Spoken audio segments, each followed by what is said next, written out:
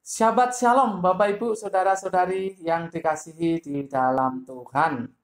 Bersyukur kepada Tuhan yang telah mempertemukan kita di dalam pembelajaran firman Tuhan kali ini. Mari kita berdoa.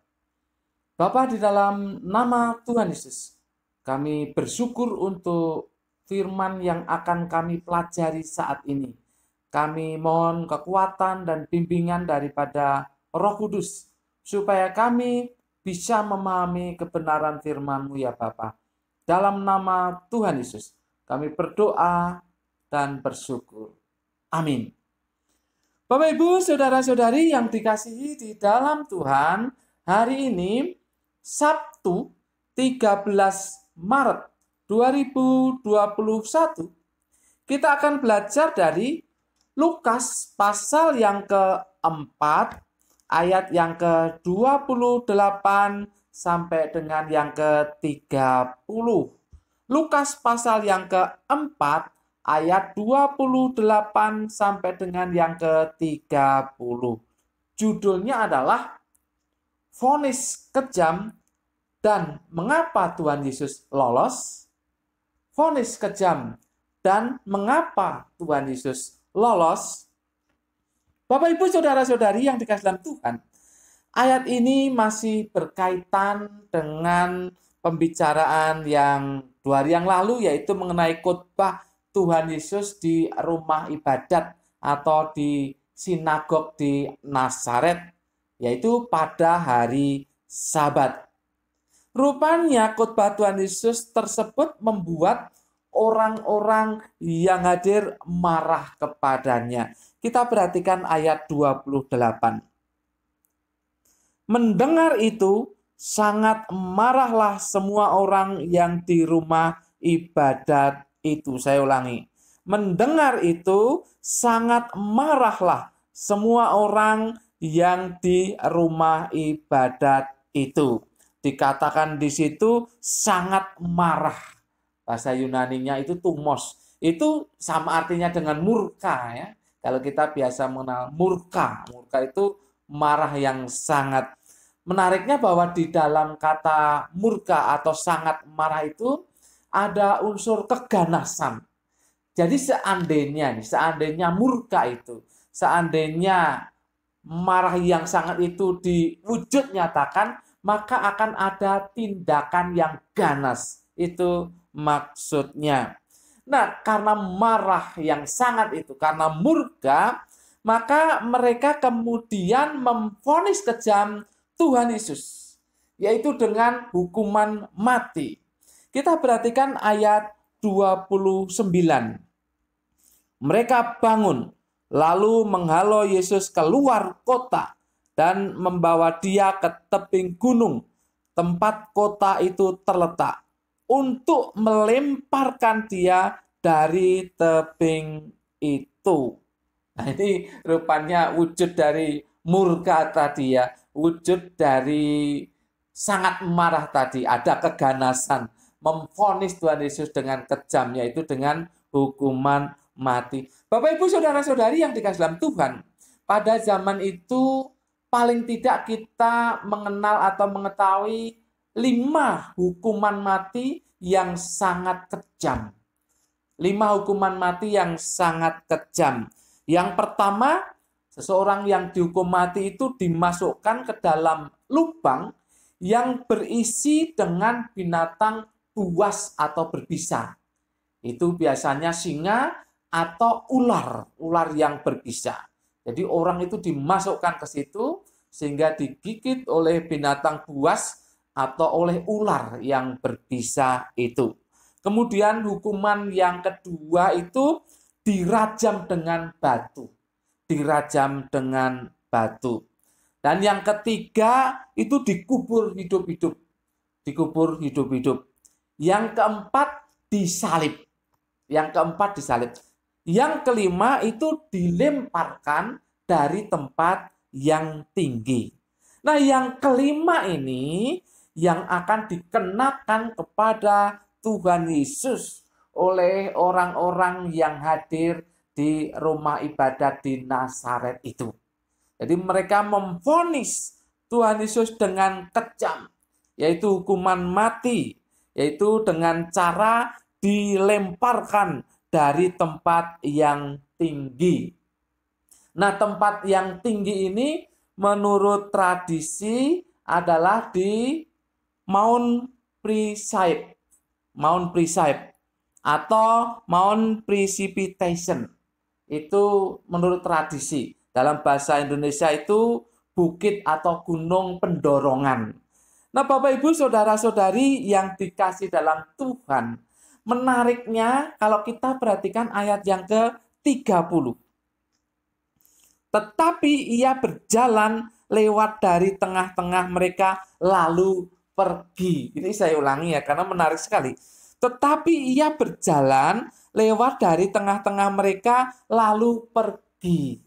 Padahal ketika Tuhan Yesus itu dibawa oleh rombongan besar tentunya. Karena orang-orang yang berada di rumah ibadat di Nazaret itu yang marah sekali, yang murka, yang memvonis kejam Tuhan Yesus dengan hukuman mati, yaitu hendak dilemparkan dari tempat yang tinggi, bukit atau gunung pendorongan. Nah, rupanya ketika mereka hampir sampai, ini menurut saya hampir sampai atau belum sampai kepada ujungnya, ujung di mana Tuhan Yesus mau dilemparkan, ini yang terjadi. Tetapi ia berjalan lewat dari tengah-tengah mereka lalu pergi. Begitu aja ya. Begitu aja Tuhan Yesus pergi gitu ya. Bapak Ibu saudara-saudari yang dikasih dalam Tuhan, ini gimana pengertiannya kok Tuhan Yesus tiba-tiba pergi gitu aja. Sementara orang itu kan banyak sekali. Tapi Tuhan Yesus nyelonong gitu aja pergi gitu. Tidak ada yang ngutak-ngutik dia lagi. Ini menarik ya, menarik. Padahal mereka sangat marah itu. Sangat marah. Tetapi kemudian Tuhan Yesus pergi gitu aja. Dan tidak ada yang ngutak-ngutik lagi dia. Tidak ada yang memegang dia atau ya sebagainya. Itu pergi gitu aja. Nyelonong pergi begitu. Nah, Bapak Ibu saudara-saudari yang dikasih dalam Tuhan, ada beberapa penafsiran tentang hal ini. Yang pertama, itu Tuhan Yesus membutakan orang-orang itu. Artinya membuat mereka tidak melihat Tuhan Yesus. Makanya Tuhan Yesus nyelonong gitu aja dan kemudian tidak ada yang melihatnya. Yang kedua, Tuhan Yesus mengubah wajahnya. Tuhan Yesus mengubah wajahnya. Entah wajah siapa, tidak dijelaskan oleh penafsir ini. Tuhan Yesus mengubah wajahnya sehingga dia pergi begitu ya tidak dicurigai bahwa itu dia. Kemudian yang ketiga, Tuhan Yesus menggunakan kekuatan ilahinya sehingga orang-orang tidak berani lagi. Nah, Bapak Ibu saudara-saudari yang dikasih dalam Tuhan, menurut saya ketiga penafsiran ini kurang pas gitu ya. Kurang pas. Mengapa? Di sini tidak ada sedikit pun kisah tentang mujizat. Tidak ada. Jadi tidak ada kisah tentang mujizat di sini. Jadi entah Tuhan Yesus membutakan orang, entah Tuhan Yesus mengubah wajahnya, entah Tuhan Yesus menggunakan kekuatan ilahinya, itu tidak ada ceritanya di sini. Jadi menurut saya sih penafsiran itu tidak pas. Lalu penafsiran yang keempat itu menggampangkan. Itu belum waktunya. Ya benar, belum waktunya. Kalau jawaban itu belum waktunya, ya sudah beres, selesai semuanya. Tidak ada persoalan. Tetapi kan bukan itu persoalannya. Persoalannya bagaimana Tuhan Yesus bisa lewat begitu saja. Nah, Bapak Ibu saudara-saudari yang dikasih dalam Tuhan, ini menurut saya itu berkaitan dengan hari Sabat. Berkaitan dengan hari Sabat. Bapak Ibu, untuk itu kita melihat satu ayat terlebih dahulu. Lukas pasal 6 ayat yang ke-9. Saya bacakan. Lalu Yesus berkata kepada mereka, "Aku bertanya kepada kamu, manakah yang diperbolehkan pada hari Sabat, berbuat baik atau berbuat jahat? Menyelamatkan nyawa orang atau membinasakannya?" Bapak Ibu, sepertinya ini orang-orang yang menguji Tuhan Yesus itu tidak bisa menjawab. Tidak bisa menjawab atau tidak mau menjawabnya dengan pertanyaan Tuhan Yesus itu. Tetapi reaksinya kemudian mereka marah. Mereka marah. Ayat 11, maka meluaplah amarah mereka. Lalu mereka berunding. Apakah yang akan mereka lakukan terhadap Yesus? Ini reaksi mereka. Reaksi mereka. Sebab Tuhan Yesus kemudian menyembuhkan. Tetapi pertanyaan Tuhan Yesus tidak dijawab. Berbuat baik atau berbuat jahat? Menyelamatkan orang atau membinasakannya? Tidak dijawab. Tetapi kemudian Tuhan Yesus melakukan mujizatnya, menyembuhkan orang pada saat itu. Nah, dengan demikian, itu menurut hari Sabat, menyembuhkan itu tidak boleh. Tidak boleh menyembuhkan pada hari Sabat. Tetapi kenapa mereka tidak menjawab? Karena mereka tahu bahwa membunuh, membinasakan juga tidak boleh. Apalagi pada hari Sabat. Membunuh, membinasakan itu tidak boleh. Nah, Bapak Ibu saudara-saudari yang dikasih dalam Tuhan, berkaitan dengan nyelonongnya Tuhan Yesus. Itu terjadi pada hari Sabat. Terjadi pada hari Sabat. Dan mereka kemudian tahu, sadar, itu hari Sabat. Berarti tidak boleh membinasakan orang. Maka nyelonong aja Tuhan Yesus. Tidak ada yang memegangi dia. Karena tidak boleh membinasakan. Tetapi yang kedua berkaitan dengan hari Sabat. Bapak Ibu saudara-saudari yang dikasih dalam Tuhan. Menurut Wikipedia, itu gunung atau bukit pendorongan itu jaraknya sekitar 2 kilometer dari Nazaret. Ya, secara khusus dari sinagog ini. Sekitar 2 kilometer. Nah, Bapak Ibu saudara-saudari yang dikasih dalam Tuhan, peraturan, salah satu peraturan hari Sabat adalah tidak boleh mengadakan perjalanan jauh. Tidak boleh mengadakan perjalanan jauh. Jadi hanya boleh ya sepanjang yang diatur oleh rabi-rabi sesuai dengan hukum Taurat itu. Diatur seberapa jaraknya, jauhnya mereka boleh bepergian. Bapak Ibu saudara-saudari yang dikasih dalam Tuhan, di dalam Alkitab kita akan menemukan di Kisah Para Rasul itu sebuah frase yang mengatakan seperjalanan Sabat.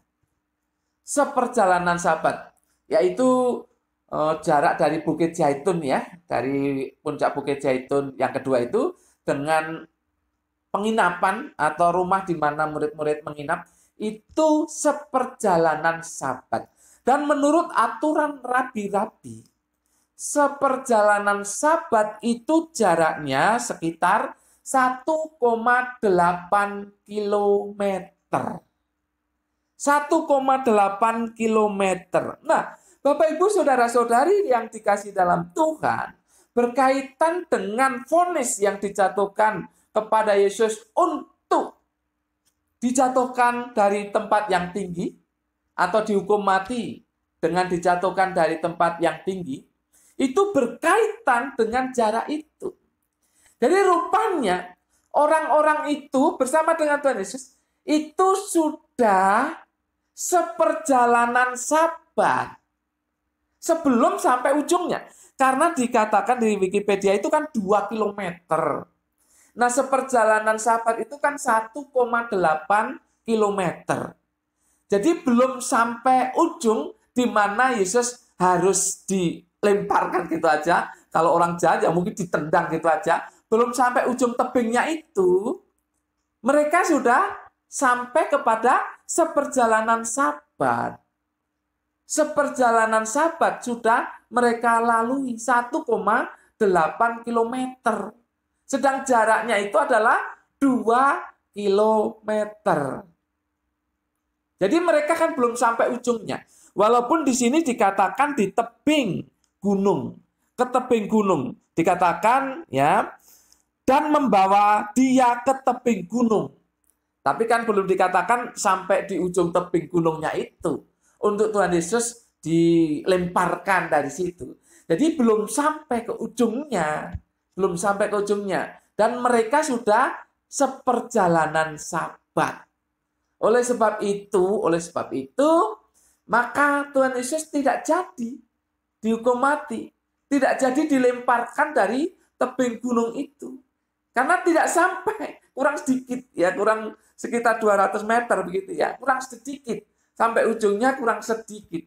Jadi sudah di tebing tapi belum sampai tempat di mana Tuhan Yesus bisa didorong untuk dilemparkan dari ketinggian itu ke bawah. Bapak Ibu saudara-saudari yang dikasihi dalam Tuhan, ini menarik. Ini menarik. Jadi berkaitan dengan hari Sabat ini menarik. Tuhan Yesus tidak jadi dihukum mati dengan dilemparkan dari atas, dari tempat yang tinggi. Oleh karena itu, hukum Taurat melarang untuk membunuh. Dan sekaligus itu tidak sesuai dengan perjalanan Sabat. Karena itu berarti melebihi. Kalau sampai ke ujung di mana untuk melemparkan Tuhan Yesus ke bawah, itu berarti melebihi batas perjalanan Sabat. Intinya adalah Tuhan Yesus diselamatkan oleh aturan mereka sendiri. Tuhan Yesus diselamatkan oleh aturan mereka sendiri. Bapak Ibu saudara-saudari yang dikasihi dalam Tuhan, apa maknanya bagi kita? Kalau Tuhan Yesus divonis kejam, tetapi Tuhan Yesus lolos dari hukuman mati itu. Apa penerapan yang bisa kita lakukan di dalam kehidupan kita? Bapak Ibu saudara-saudari yang dikasihi dalam Tuhan, intinya adalah Tuhan sanggup menyelamatkan kita dari hal-hal yang berbahaya dengan hal-hal yang biasa berlaku begitu. Dari kebiasaan yang biasa berlaku. Tuhan sanggup untuk menyelamatkan kita dari hal-hal yang berbahaya dengan cara-cara yang sederhana, yang biasa berlaku.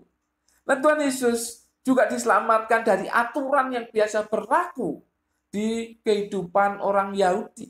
Demikian juga kita saat ini. Tuhan sanggup untuk menyelamatkan kita dari hal-hal yang berbahaya dengan kehidupan sehari-hari. Bapak Ibu saudara-saudari yang dikasihi dalam Tuhan, mungkin Anda dalam hal bahaya mengenai ekonomi, keuangan misalkan. Tuhan sanggup untuk menyelamatkan Anda dari hal-hal berbahaya itu dengan kehidupan yang sehari-hari Anda lakukan. Kalau Anda bekerja ya bekerja, kalau Anda berjualan ya berjualan, kalau Anda berjualan online ya berjualan online, silahkan saja. Itu kebiasaan sehari-hari yang Anda lakukan dan Tuhan sanggup menyelamatkan Anda dari bahaya yang mengancam kehidupan Anda dengan hal-hal yang biasa Anda lakukan itu. Bapak Ibu saudara-saudari yang dikasihi dalam Tuhan, dan banyak perkara yang lain. Banyak masalah yang mungkin Anda hadapi dan saya tidak tahu. Yang membahayakan kehidupan Anda.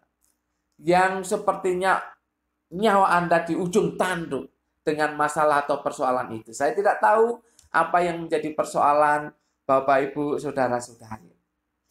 Tapi ingat, Tuhan sanggup menyelamatkan Anda dengan hal-hal yang biasa Anda lakukan.